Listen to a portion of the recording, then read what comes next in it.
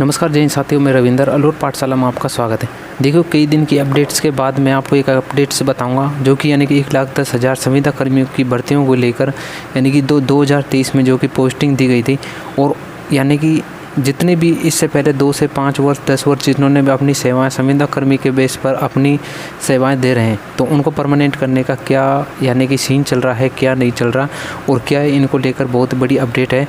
तो ये संविदा कर्मी जो विभाग ये तय करता है। अब उनके वेतन भत्ते आदि जो है यानी कि कार्मिक विभाग तय करता है, और इनकी अधिसूचना जो है यानी कि नोटिस जारी करता है वो संविदा कर्मी विभाग जारी करता है। तो आपको मैं बताऊंगा बिल्कुल यानी कि परफेक्ट जो नोटिफिकेशन है वो क्या है। तो देखो, अब सरकार किन किन को परमानेंट करेगी और क्या करनी चाहिए, यानी कि क्या करना चाहती है परमानेंट, और क्या रहेगी इनकी प्रक्रिया, और स्थायी करने पर सरकार को क्या प्रभाव पड़ेगा। और क्योंकि आपको पता है कि राजस्थान का बजट जब पेश हुआ था तो उसमें संविदा कर्मियों के लिए स्पेशल 2,58,883 करोड़ रुपए जो है इसकी जो है पेश किया था। लेकिन मैं आपको बता दूं कि इसके अंदर जो भी बातें रखी गई थी वो कैसे हैं। तो ये भी संविदा कर्मी विभाग द्वारा नोटिस है, जिसमें आपको जो है कुछ तो आपकी योजना है और इन विभागों के द्वारा इनको जो है स्थायी किया जाएगा। जैसे शिक्षा विभाग में, अन्नपूर्णा में, रसोई योजना में, उज्ज्वल योजना में।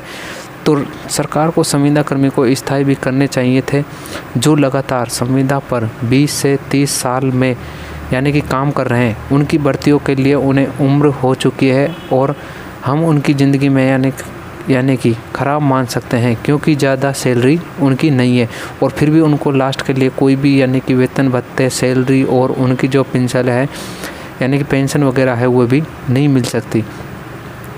लेकिन कुछ ऐसी बातें हैं जैसे कि राजस्थान संविदा कर्मी विभाग द्वारा ये बात भी कही है कि जो नए बच्चे हैं 20 से 22 साल जो महात्मा गांधी स्कूल में सेलेक्ट हुए हैं उनका भी फ्यूचर ख़राब हो सकता है, क्योंकि आपको पता है कि सरकार द्वारा जो बोर्ड में फैसला लिया गया है अभी संविदा कर्मी की स्थायी उनको करना चाहिए।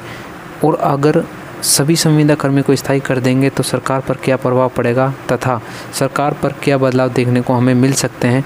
तो आपको पता होगा कि बजट के हिसाब से अगर ये करते हैं तो देखो कोई भी प्रभाव इस पर नहीं पड़ेगा, क्योंकि जितने भी संविदा कर्मी है जो बात कही गई है 1,10,000 संविदा कर्मियों को अगर उन्हें परमानेंट कर दें तो इस पर जो है गवर्नमेंट पर या गवर्नमेंट बजट पर कोई प्रभाव नहीं पड़ेगा।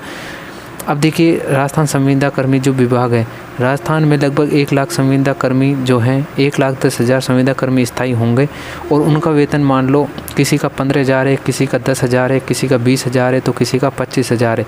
अगर हम पूरे राजस्थान की ऑल एवरेज यानी कि बात करें तो संविदा कर्मी का वेतन हम मान सकते हैं लगभग 17,000 तक बीच में इनका मान सकते हैं। अब यहाँ पे आप देख सकते हैं कि राजस्थान संविदा कर्मी विभाग द्वारा जो एक नोटिस जारी किया है उसमें आपके 17,000 सैलरी वे लोग ले रहे हैं जो पूरी निष्ठा से काम कर रहे हैं और ईमानदारी से कर रहे हैं। सरकार को इस पर ध्यान देना चाहिए, क्योंकि उनको परमानेंट किया जाए और उनका फ्यूचर पर कोई भी खिलवाड़ नहीं हो। तो देखो, एवरेज सभी संविदा भर्तियों को वेतन हमने 17,000 मान लिया है, तो किसी को 25,000 तो किसी को 30,000, हम उनका एवरेज माने तो 32,000 रुपये भी मान सकते हैं दूसरी कैटेगरी के लिए। अब आप देख सकते हैं ये भी राजस्थान संविदा कर्मी विभाग का ये कि पहले 17,000 थे, अब उनके 32,000 हो जाते हैं, तो फ़र्क कितने आएगा, क्योंकि 15,000 रुपये जो है वहाँ पर आपको फ़र्क देखने को मिलेगा। लेकिन 1,10,000 संविदा कर्मी हैं तो आपके जो है 10,000 यानी कि 1 लाख तो जो है अगर मान लें 1,500 रुपये के बराबर अगर देखें तो 1,500 करोड़ रुपया जो है आपको बढ़ा सकते हैं। अब 1 मंथ के लिए आपको 150 करोड़ रुपये का होगा, और 12 मंथ के लिए आपको 1.5 से गुना अगर 12 करेंगे तो 1,800 करोड़ रुपये का आपका जो है बजट तैयार होता है। राजस्थान संविदा कर्मी विभाग की अगर बात करें तो देखो 1,800 करोड़ सरकार यानी कि 1,800 करोड़ जो है रुपये सरकार के लिए कोई बड़ी बात नहीं है। जब सरकार सालाना 2,58,883 करोड़ रुपए खर्च कर लेती है तो आपके लिए 1,800 करोड़ कोई बड़ी बात नहीं है।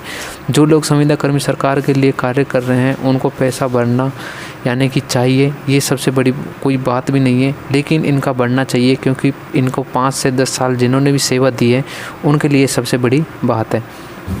तो 1,800 करोड़ रुपये का खर्चा ज़्यादा नहीं है, तो इन लोगों पर ज़्यादा से ज़्यादा ध्यान दें और इनको परमानेंट करें। तो ये बात इनका कही गई है, और ज़्यादा आपको वेट करने का ज़रूरत नहीं है, बहुत ही जल्दी आपकी जो है खुशखबरी आने वाली है। जय हिंद।